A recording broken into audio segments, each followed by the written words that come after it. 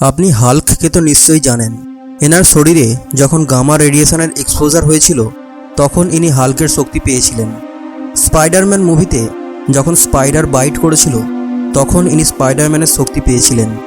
কিন্তু যদি আপনি এটা মনে করেন যে এটা শুধুমাত্র ফিল্ম এবং গল্পতেই হয়ে থাকে তাহলে আপনি ভুল। এই ভিডিওটি একেবারে আলাদা এবং ভীষণই ইন্টারেস্টিং হতে চলেছে, তাই প্লিজ ভিডিওটিকে শেষ পর্যন্ত দেখুন। এবং আপনি যদি এখনও চ্যানেলটিকে সাবস্ক্রাইব না করে থাকেন তাহলে প্লিজ সাবস্ক্রাইব করে বেল আইকনটি প্রেস করুন, যাতে নতুন ভিডিও নোটিফিকেশান আপলোড হওয়া মাত্রই আপনার কাছে পৌঁছে যায়। তো চলুন শুরু করা যাক।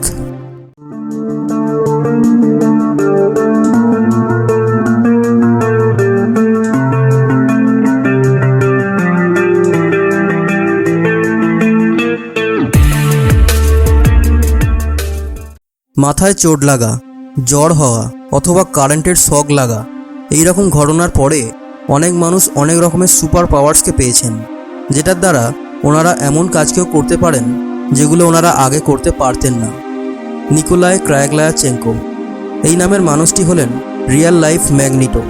এক্স-মেনেতে আপনি তো ম্যাগনিটোকে দেখেছেন, যার শরীর ম্যাগনেটিক হয়ে থাকে, আর ম্যাগনিটো লোহার জিনিসকে নিজের দিকে আকর্ষণ করতে পারে। 2014 সালে একটা 12 বছরের ছেলে যার নাম হলো নিকোলাই ক্রায়োগ্লায়াচেঙ্কো, এই ছেলেটি স্কুল থেকে বাড়ি ফিরছিল। তখন ছেলেটি একটা ল্যাম্প পোস্টে এই পোজে দাঁড়িয়েছিল, নিজের একটা বইকে ব্যাগ থেকে বার করার জন্য। ওই যে স্ট্রিট ল্যাম্প পোলটা ছিল ওটার মধ্যে কিছু ফল্ট ছিল, আর তাই খুব জোরে ছেলেটি ইলেকট্রিক শক খেয়েছিল। তারপর ছেলেটিকে হসপিটালে নিয়ে গিয়ে জ্ঞান ফেরানো হয়। কিন্তু ছেলেটি হসপিটাল থেকে ফেরার পর যখন একটা চামচকে উঠিয়েছিল তখন চামচটা ছেলেটার হাত থেকে ছাড়ানোই যাচ্ছিল না।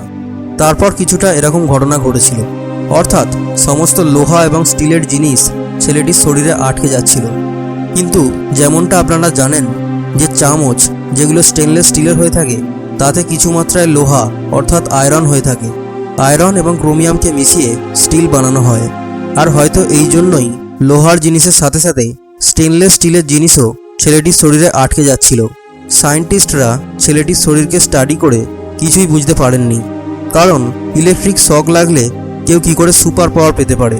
নর্মাল মানুষের তো মৃত্যু হয়ে যাবে, 1 সেকেন্ডে একজন মানুষ মারা যাবে। কিন্তু কোনো আননোন রিজনের জন্য ছেলেটি কোনোভাবে ম্যাগনেটিক শক্তি পেয়ে যায়।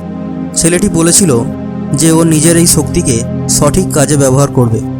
একজন এমন ব্যক্তি যিনি কখনো ঘুমান না, থাই নক নামের একজন 34 বছরের ব্যক্তি, যার 1976 সালে ভীষণই জ্বর এসেছিল। কিন্তু কিছুদিন পরে ওনার জ্বর একেবারে ভালো হয়ে যায়। কিন্তু ঠিক হওয়ার সাথে সাথে ইনি একটা অদ্ভুত অ্যাবিলিটিও পেয়ে যান। ইনি এটা নোটিস করেছিলেন যে এনার রাতের বেলায় ঘুম আসে না। কিন্তু এটা একটা দিনের কথা নয়।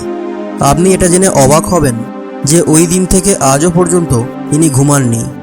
সারা বিশ্বের অনেক সায়েন্টিস্টরা এনার বাড়িতে ভিজিট করেন এটা জানার জন্য যে ইনি সত্যি বলছেন কিনা, কারণ ইনি না ঘুমিয়ে কি করে জীবিত রয়েছেন। বৈজ্ঞানিকরা এটা জানতে পারেন যে ইনি সত্যিই ঘুমান না, আর এটা কোনো মিথ্যে নয়।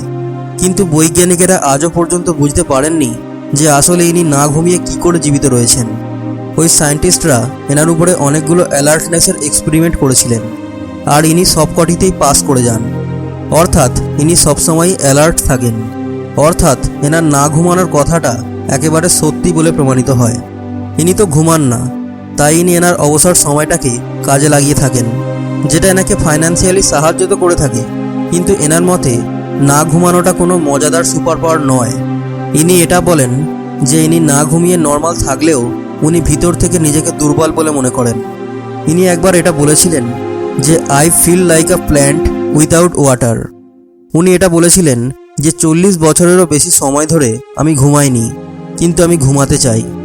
বজ্রপাতের পরে হয়েছিল এক অলৌকিক ঘটনা। এডউইন রবিনসন একবার একটা ভয়ঙ্কর কার অ্যাক্সিডেন্টকে ফেস করেছিলেন। ওই অ্যাক্সিডেন্টের জন্য এনার দৃষ্টিশক্তি কমে গিয়েছিল, অর্থাৎ ইনি প্রায় অন্ধ হয়ে গিয়েছিলেন। আর এটার সাথে সাথে এনার শোনবার ক্ষমতাও কমে গিয়েছিল। শোনবার জন্য এনার হিয়ারিং এডের প্রয়োজন হতো। একদিন ইনি গাছের নিচে বসেছিলেন। ইনি তো ভালোভাবে দেখতে পেতেন না, তাই এনার একজন ফ্যামিলি মেম্বার বলেছিলেন যে আপনি এখানেই বসুন, আমি আমার একটা কাজ করে কিছুক্ষণের মধ্যেই আসছি। কিছুক্ষণ পরে হঠাৎ করেই বৃষ্টি এসে যায়। আর উনি গাছের নিচেই বসেছিলেন। কিন্তু খুব জোরে বিদ্যুৎ চমকায়, আর যেটার ভয় ছিল সেটাই হয়। বিদ্যুৎ ওনার শরীরকে ছুঁয়ে দিয়েছিল, অর্থাৎ ওই এরিয়াতে বজ্রপাত হয়েছিল, আর উনি 1 সেকেন্ডের মধ্যে অজ্ঞান হয়ে যান। আর ওনার একটা হিয়ারিং এডও জ্বলে গিয়েছিল, আর ওনার মাথার পিছনের এরিয়াও জ্বলে গিয়েছিল।